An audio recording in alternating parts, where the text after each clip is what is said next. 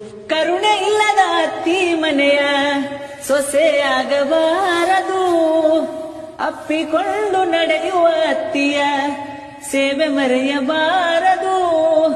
ಹಡೆದ ತಂದಿ ತಾಯಿಗೆ, ಹಡೆದ ತಾಯಿ ತಂದಿಗೆ ಮಾತು ತರಬಾರದು.